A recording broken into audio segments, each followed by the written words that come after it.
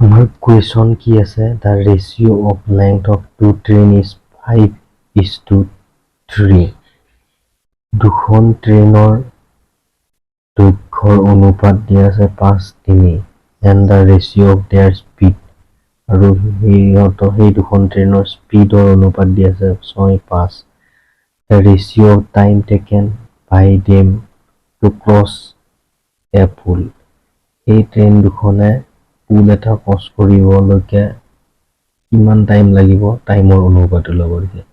ধৰি লৈছোঁ এখন ট্ৰেইন কিমানত গৈ আছে, যাৰ দীঘল হৈছে 5, দৈৰ্ঘ্য হৈছে 5, ই যাই আছে কিমান 6 স্পীডত, আৰু এখন ট্ৰেইন যাৰ দৈৰ্ঘ্য হৈছে 3, ই যাই আছে কিমান 5 স্পীডত।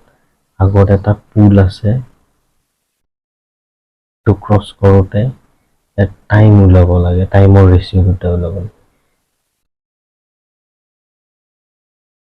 ধৰি লৈছোঁ প্ৰথম ট্ৰেইনখনে T1 টাইমত পালে, দ্বিতীয়খনে T2 টাইমত পালে। আমি টাইম মানে কি, টাইম ইজ ইকুৱেল টু কি লিখিব পাৰোঁ,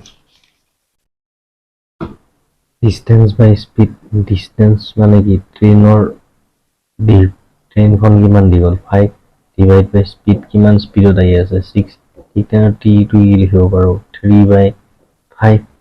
গতিকে আমি T1 অনুপাত T2, T1:T2 আমি কি লিখিব পাৰোঁ 5/6 ৰেচিঅ' 3/5। এইটো কি বুলি লিখিব পাৰোঁ 5/6 ইনটু 5/3 মানে কি, আমি 25 ডিভাইডেড বাই 18 মানে কি লিখিব পাৰোঁ 25 ৰেচিঅ' 18। আমি ৰেচিঅ' মানে অনুপাত কিমান পালোঁ 25:18। আমাৰ কোনটো correct? C number option correct answer.